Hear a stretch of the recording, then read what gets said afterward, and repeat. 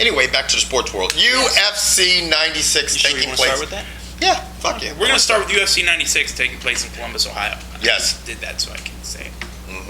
We're not going to go over all the fights because Dana White has this crazy ability to put 55 fights on the card and nobody knows half the fighters' names. So we're going to start out with the people on the main card. Or as you said, you wanted to maybe touch on some of the other fights. My thing is there's two guys on the undercard who I feel they need to win in impressive fashion to keep with the UFC. If not, these guys could go to Strikeforce or go to one of these other organizations and really help build it. Organizations. Kendall Grove and Brandon Vera.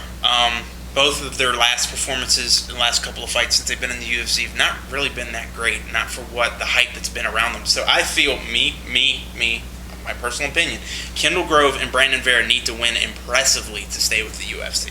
Yeah, I agree. Dana White will tell them to kick rocks. Yeah, they both been kind of like on the skid. Yeah, Dana White gives no shits.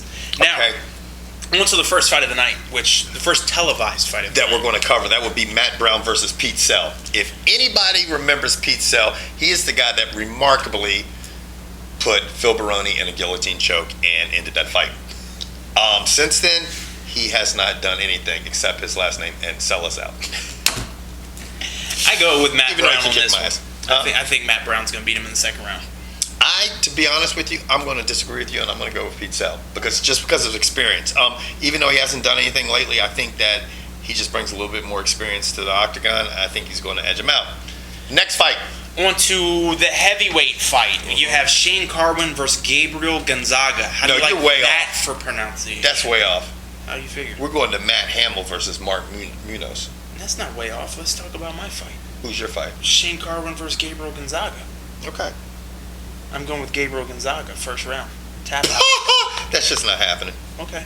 You know why? Because Gabriel Gonzaga has had problems with big guys that muscle him around. And you know what? Have you seen what Shane Carwin looks like? Dude is jacked. That's a big motherfucker, shorty. And more than likely, he'll be gassed. Yeah. And so will Gabriel Gonzaga, shorty, because he's not doing the Tour de France.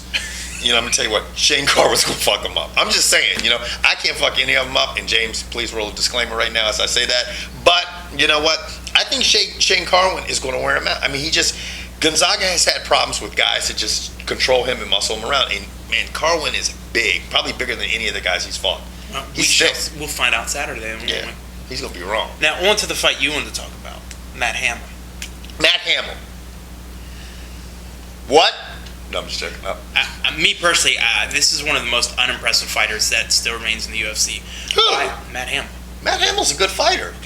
That's your opinion. My opinion, I'm not impressed with him. I don't enjoy. You don't think he fought a good fight against Bisbee? I don't enjoy watching him fight. I think he's boring.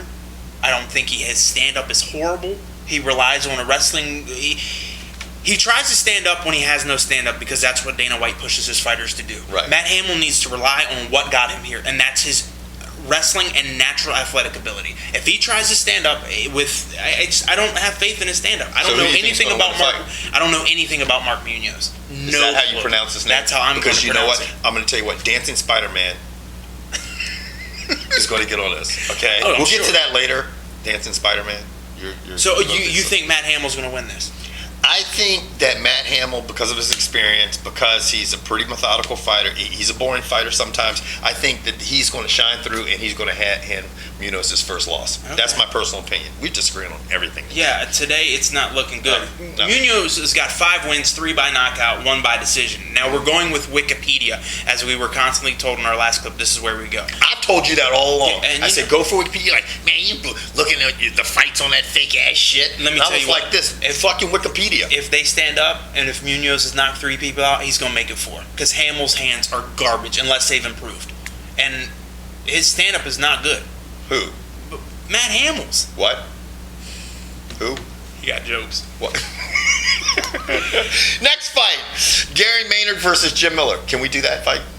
I'm just asking. Go for it. Okay. You tell me about these two. Basically, Jim Miller. Okay, I'll tell you a little bit about Jim Miller. Jim Miller was actually a standout on UFC the 5th season. 13 wins, 9 by submission. Yeah. Not bad. Does he have any losses? I'm not sure. But he is a standout. I'm actually going to go for him. Yeah, he's 13-1. Yeah, I'm gonna lean more towards Miller. I think he's gonna get the win over Maynard, and that's pretty much it. I don't have any other details to go into this fight about. Do you, George? No. You sure? Yeah. Don't want to share anything with our viewers that are probably rolling their eyes right now. Dude, now I'm going to tell you right now, Shit. before we get to the main fight, my favorite nickname for any fighter is Tamden McCrory with the nickname The Barn Cat. Dude, seriously, if you look at this guy, this guy looks like he can do your taxes. I mean, seriously, he looks like an accountant, not a fighter. So I hope he beats Ryan Magdigan or whatever. Whoever's fucking my yeah. Yeah. Anyway, on to the fight of the night. Quinton Jackson versus Keith Jardine. Mm-hmm. Why this is a headlining fight of a pay-per-view, I'm not really sure. Why do you say that? No one's holding a belt. The winner of this is going to go fight for the 205 belt, is what I'm assuming? Yeah. No.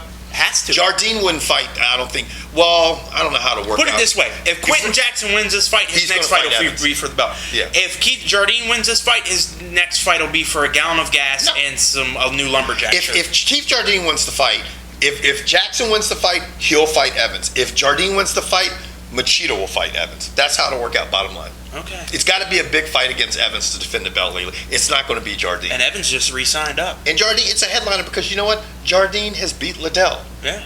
Jardine has gotten knocked out viciously by Wanderlei Silva. Yeah, he did. But this is the thing. I love Rampage Jackson. He's one of my favorite fighters.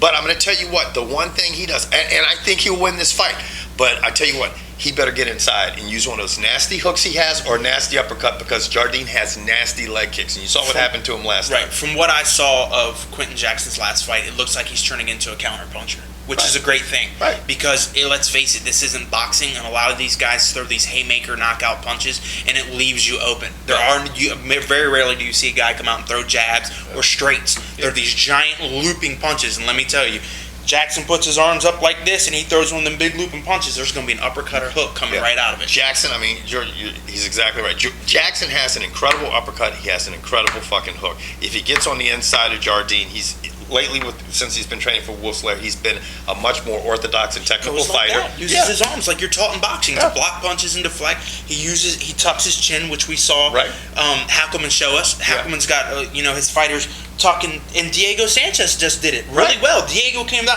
and he keeps that chin tucked right here because you use your shoulder and your elbow to block punches. Right. And if Jackson comes out and does that, I don't see Jardine winning this fight. And not to mention Jardine has a suspect jaw, but if he definitely gets on the inside, and now at the same time on the other side of that, if Jardine can keep the distance with leg kicks, obviously we've seen the past with Muay Thai. Jackson has problems. He had problems with Wanderlei with Muay Thai.